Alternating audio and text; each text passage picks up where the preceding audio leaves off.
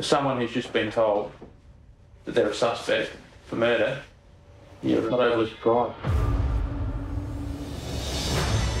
3 cases involving good-natured people.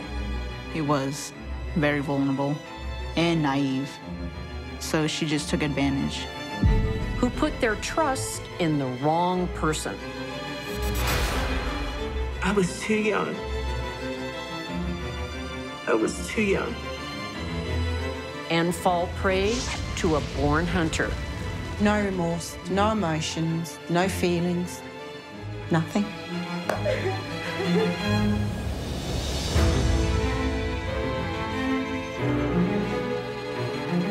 Each of these cases shed light onto the dark mind of a predator and reveal the telltale signs that could save your life.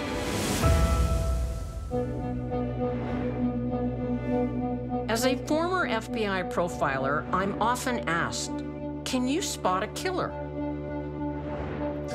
Is it a look, an attitude, a pattern of behavior? After 40 years' experience, I can say it's complicated. But there's one thing I know. There is a deadly type.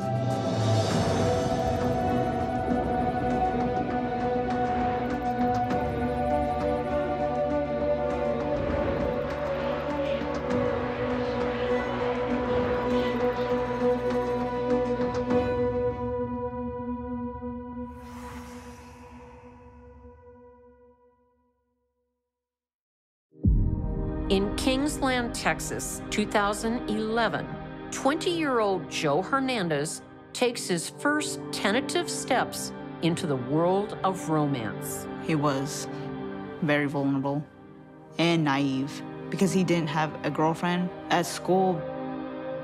He was interested in girls, but there was never any relationships. So Kathy was his first girlfriend. There's only one problem. Kathy isn't a school student. She's a school mom, a 43-year-old mother of 5. My mom and Kathy went to school together, but I think Kathy was maybe a year above. It was a shock, but you want your sibling or any kind of family to be happy. So if he was happy, then obviously I'm happy. The age difference was not a problem for Joe. What was a problem was Catherine's history, the way she lived, her MO.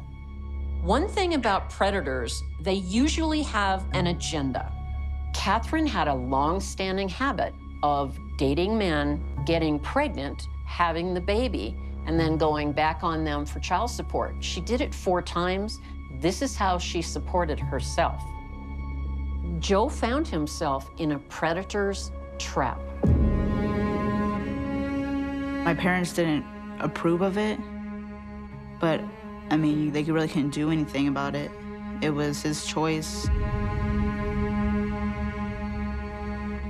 If I had a 20-year-old son who was dating a woman twice his age, I'd be beside myself. Factor in how she lived, in squalor. She wouldn't work to support her kids. She would get pregnant so men would have to support her. It's how Catherine rolls. Over 11 years, she's had 5 children to 4 different men. She convinces Joe to exchange wedding rings and falsely claims that means they are married. Marriage inspires a sense of obligation. Even the perception of a marital relationship aids a predator in their bid for obedience and loyalty. A fake wedding enables Catherine to gradually take control of Joe's life. When I would text him, I would get a text back saying, oh, he's at the store. I'll have him call back or text back, but it would be about a few days before I get an answer. And then she'll reply back saying, oh, I forgot to tell him. I was tired, sorry. Just excuses. She was controlling. And Joe is her meal ticket. She got him working at a nursing home and working extra hours. He was supporting her. I just remember the last text that I got from him, he didn't sound like he was happy. And I remember him asking me if my parents were mad at him or if they would let him go back home. I was like, they don't hate you. They just wanted him home, away from her. I think Catherine was running out of ideas. Her years of predation on men and using her body like a succubus had run its course. Joe was walking out the door, and she couldn't let that happen.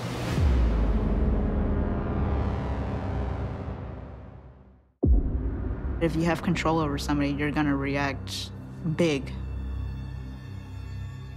So she did react really big. For 2 years, Catherine Preston has preyed on her young lover, Joe Hernandez. On August 26, 2014, her 16-year-old son, Griffin, comes home to find his mother has ended her latest relationship in murder. What did your mother say to you when you got home? Did she tell you what happened? Yeah, she told me, like, she hit him in the head, something. Did she tell you what she hit him in the head with? I think it was a rock. She hit him in the head with a rock. I hate you. You're not gonna leave me, and for leaving me, I will kill you. Established predators are not without witnesses.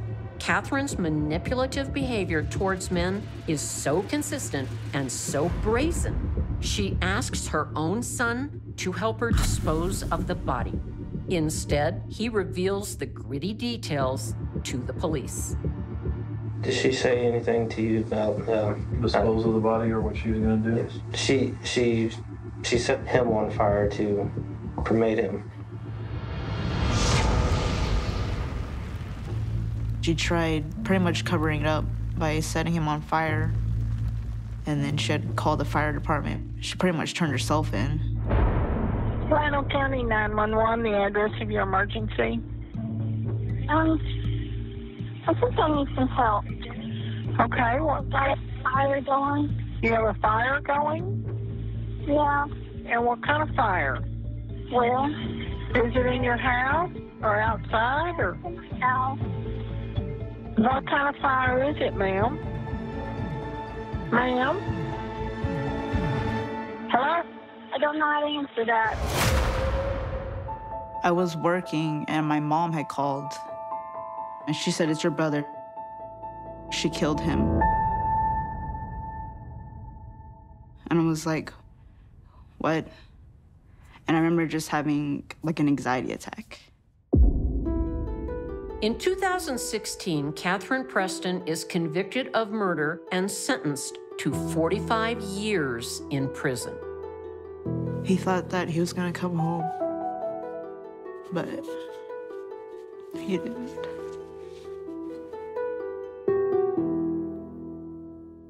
Catherine had no means of support.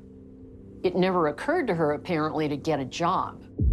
When Joe said he was leaving, I think she lost it. And that's why she killed him. Punishment and anger.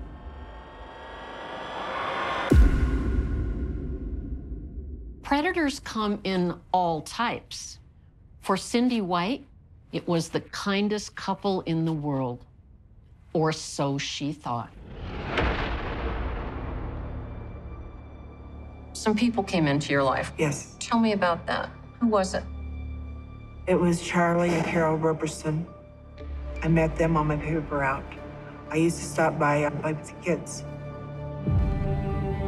I first spoke with Sarah Cindy White in 2015 at the Indiana Women's Prison, where she has served the last 40 years.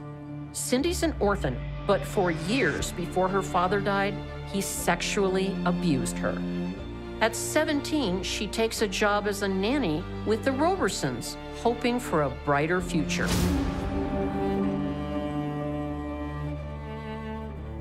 How did you like taking care of the kids? Oh, I loved those kids as if they were my own, for real. Cindy White was the perfect victim. Cindy had a decade of abuse, physical and sexual, when the Robersons offered her a lifeline. But that lifeline comes with unexpected conditions. 45-year-old Charles Roberson starts taking a special interest in Cindy. He would set up his projector and make me sit there and watch these porns with him. What did you think of that? It was sickening. I was embarrassed, number one. And number two, he was satisfying himself while we were watching, and he made me watch him. Wow. Yeah, and he would start telling me to take off clothes, and so I'm under the impression that Carol, the wife, knows nothing about this. So we're sitting there on the couch, and she comes home early from work, and she walks in and she says, "What have I missed?" And that, what? Yeah.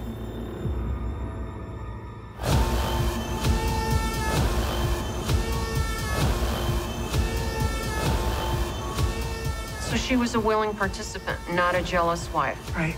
And you were the victim.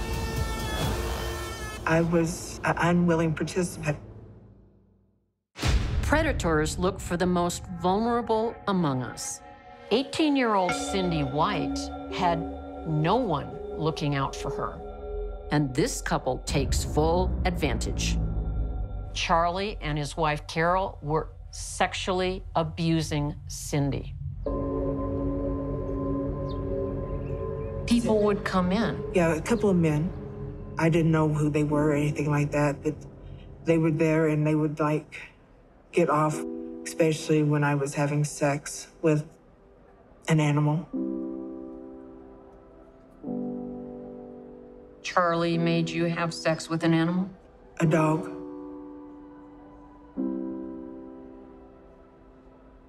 I'm so sorry.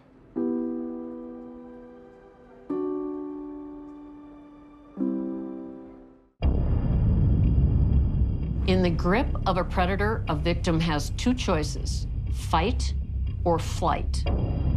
Cindy chose flight and developed an elaborate plan to escape the abusive situation. On New Year's Eve, 1975, Cindy set the plan in motion. My grandmother had a house fire. Everybody got out okay. No one got hurt or anything. But the fire made the house unlivable. Mm-hmm. And I was like that, a light bulb came onto my head. If I can start a fire to where it will smoke up the house and make it unlivable, you know? It's a desperate and dangerous solution, but Cindy claims her only intention is to damage the home.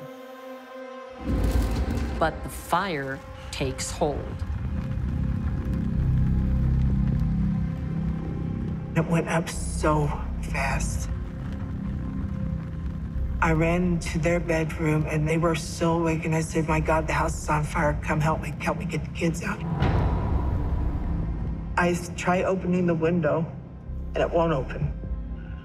I tell Carol, she says, "Get on the top bunk, open that window and I'll hand you the kids, go."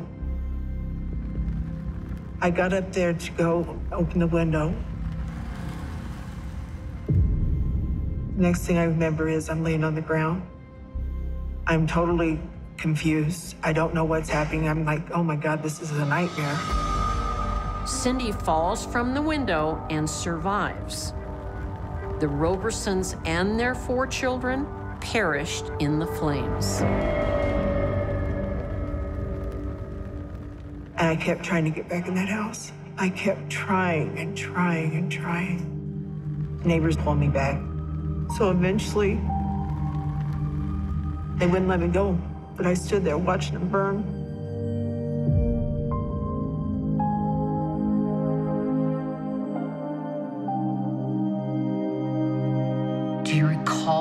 what you thought and what you felt when you were told they're all dead? I lost it. I truly, truly lost it. They came and gave me a shot. Cindy is serving 6 consecutive life sentences, one for each member of the Roberson family. Did you kill the Roberson family? Yes. Was that your intention? No. Not at all.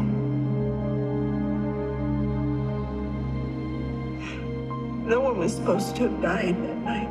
No one. The fire got out of hand.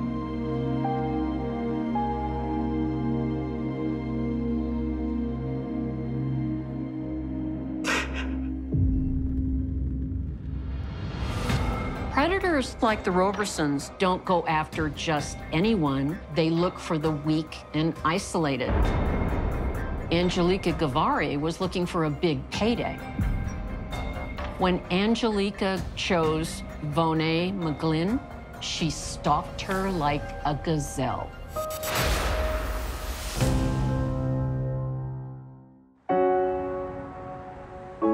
In a quiet suburb of Adelaide, Australia, in 2008, 83-year-old Vonnae McGlynn feels safe in the knowledge her neighbors are looking out for her.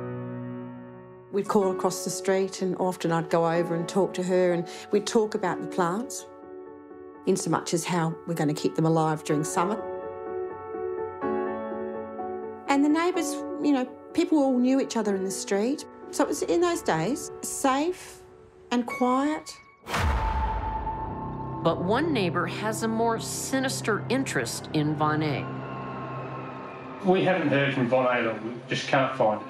Yeah. So obviously we're quite concerned about it. 34-year-old Angelica Gavari is a predator, a convicted fraudster on the hunt for an easy target. On December 3rd, 2009, Vonnae goes missing. You seem to be the person that is perhaps closest to it. And you may being the last person to see her as well. Okay. So we're hoping that you might be able to give us something that will help us find where she is, where she may be. I have no clue. That's what I keep asking myself as well, where she could be. Predators don't go after strong people because they can't control them. Their instinctual goal is to find someone they can use for ongoing victimization. In Angelica's case, she targeted an 83-year-old woman with a broken arm. That would be like finding a bird in your backyard with a broken wing. You have total control. For Angelica, it was perfect. As the days go by, the mystery of Vonnae's disappearance deepens. Teresa Malloy recalls a strange incident that happened to Vonnae shortly before she vanished.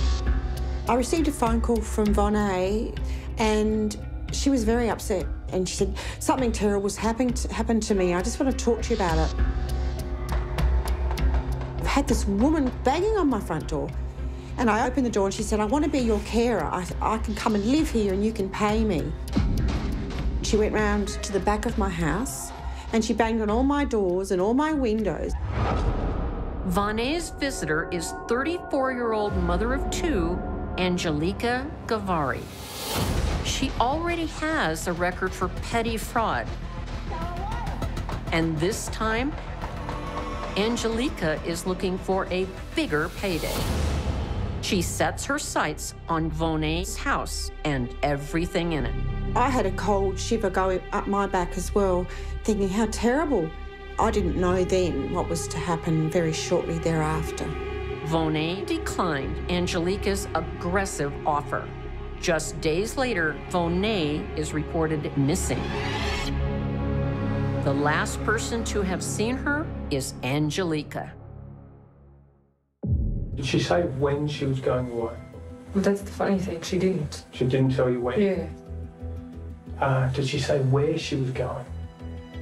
No, she didn't mention anything at all, where she's going or where to. Every lead the police follow brings them back to Angelica. She's the prime suspect, interviewed repeatedly, but she does not crack under the pressure. We can't find her at all. We're suspecting that she may be dead. Oh. Okay? Okay. So, at this point of time,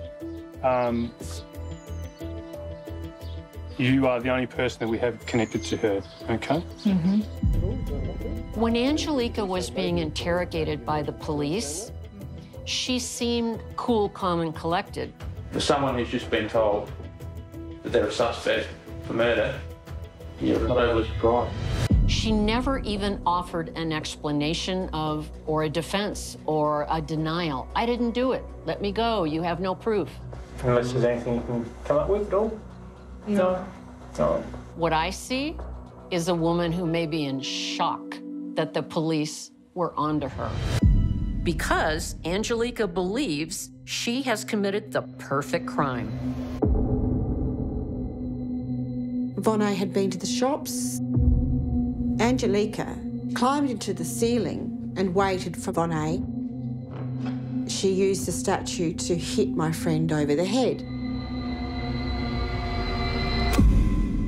Angelica pulled Vonne down some steps to a back fruit tree and left her there. Angelica decided to go out for dinner while my friend was lying under a fruit tree in her backyard. She returns the next day to dispose of the body in the most brutal way imaginable. She dismembered my friend. She cut off her head, her hands, her legs. When those body parts start turning up in a creek bed directly opposite Angelica's home, her days as a predator are numbered. I don't think anybody would commit murder if they knew for a fact they were not going to get away with it. I don't think Angelica ever thought she'd get caught. Yeah. So obviously we're quite concerned about it. Yeah. She dispersed body parts all over town, and she thought she was going to get away with it. You know who I am? You're under arrest for the murder of Vonne McGlynn. Okay? So you have to come with us. Come around here, come around the handbag in there.